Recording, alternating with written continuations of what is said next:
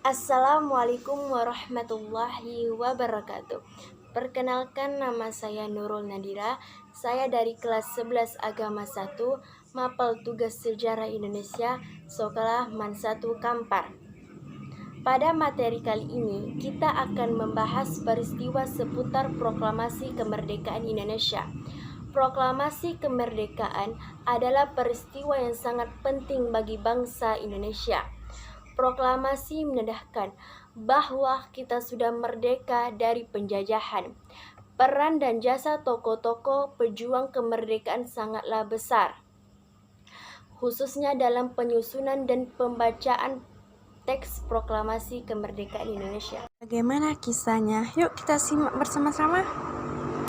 Pada tanggal 6 dan 9 Agustus 1945, kota Hiroshima dan Nagasaki dibom atom oleh Amerika Serikat. Pada tanggal 14 Agustus 1945, Jepang menyatakan menyerah kepada pasukan sekutu. Berita ini diketahui oleh kalangan pemuda bangsa Indonesia di Bandung melalui berita siaran radio BBC London.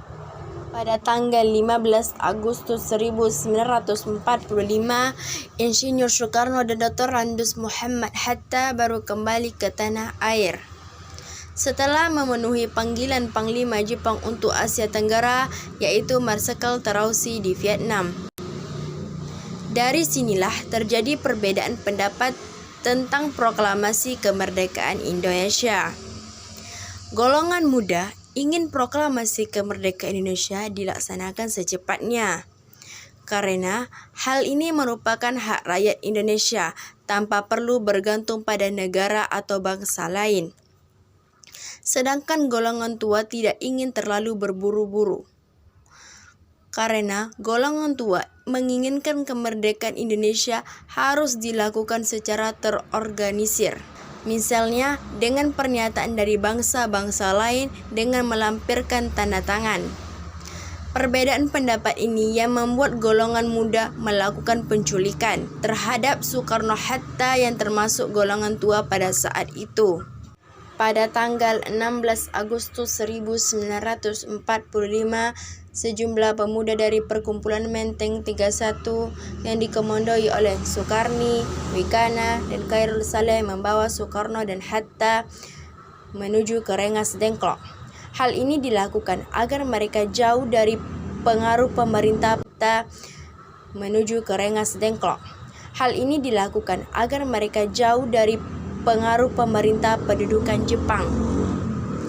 Di Jakarta, golongan muda Wikana dan golongan tua Ahmad Subarjo melakukan perundingan dan akhirnya tercapai kesepakatan bahwa proklamasi kemerdekaan Indonesia dilaksanakan di Jakarta. Maka diutuslah Yusuf Kunto untuk mengantar Ahmad Subarjo ke Rengas Dengklok. Pada tanggal 17 Agustus 1945, bertepatan pada hari Jumat, proklamasi dibacakan di halaman rumah Insinyur Soekarno di Jalan Pegangsaan Timur nomor 56 Jakarta. Kemudian bendera merah putih yang telah dijahit oleh Ibu Fatmawati dikibarkan. Pada pagi hari, akhirnya naskah proklamasi dirumuskan oleh Insinyur Soekarno, Dr. Randus Muhammad Hatta, dan Ahmad Subarjo. Penyusunan teks berlangsung hingga dini hari pada tanggal 17 Agustus 1945, tepatnya hari Jumat. Banyak pertimbangan sebelum tercapainya kata sepakat mengenai kepastian isi dari naskah teks proklamasi tersebut. Setelah konsep selesai disepakati, selanjutnya Sayuti Malik menyalin dan mengetik naskah tersebut. Isi teks proklamasi.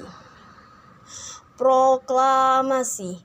Kami bangsa Indonesia dengan ini menyatakan kemerdekaan Indonesia.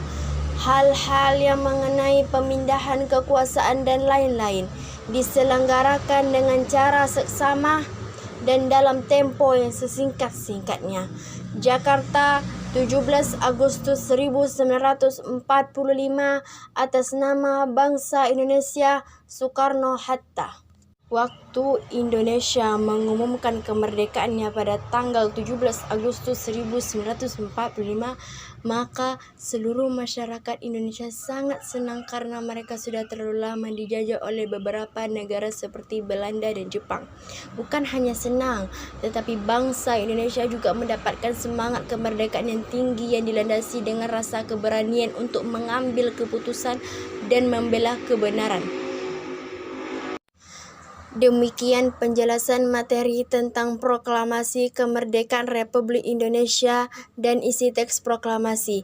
Apabila ada kesalahan atau kehilafan, saya minta maaf. Wabillahi taufiq wal hidayah. Wassalamualaikum warahmatullahi wabarakatuh.